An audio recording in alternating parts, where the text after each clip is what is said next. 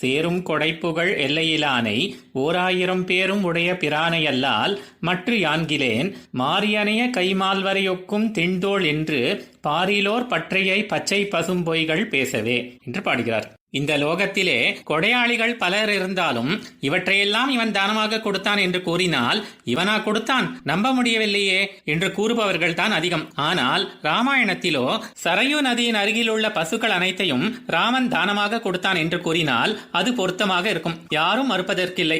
இப்படி தனக்கு சேரும் விதமாக உள்ள கொடை, அதன் மூலம் வந்த புகழ் என்று இவை அனைத்தும் எல்லை காண இயலாதபடி உள்ளவன் எம்பெருமான். அவற்றையெல்லாம் பறைசாற்றும் விதமாக மகா வைபவம் பொருந்திய ஒப்பற்ற 1000 திருநாமங்களையும் உடையவன். நான் எண்ணியபடி பாசுரம் உரைத்து கவி பாடி கொள்ளலாம்படி எண்ணற்ற திருநாமங்களை தனக்கு உண்டாக்கி வைத்துக் கொண்ட பெரிய உபகாரத்தை பண்ணியுள்ளவன்.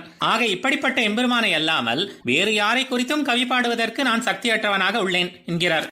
எதை குறித்து பாடுவதற்கு நீவர் இயலாமல் உள்ளீர் என்று சிலர் கேட்க, கொடுப்பதற்கு தன்னிடம் ஏதும் இல்லாத ஒருவனை பார்த்து கைமாறு கருதாமல் தாராளமாக பொழிகின்ற மேகத்தை போன்றவனே என்றும், பிறந்தது முதலே முடிந்து போகும் வரை ஒரு காரியத்திற்கும் உதவாதவர்களை பார்த்து அள்ளி கொடுத்து கொடுத்து உறுதியான பெரிய மலை போன்ற தோள்களை உடையவர்களே என்றும் என்று இப்படி கொஞ்சம் கூட உண்மை கலக்காத பொய்யுரைகளை பேசுவதற்கு நான் சக்தியற்றவன். அந்த பாவத்தையும் நான் செய்ய மாட்டேன் என்று கூறுகிறார். ஆழ்வார் எம்பெருமானார் ஜீயர் திருவடிகளே சரணம்.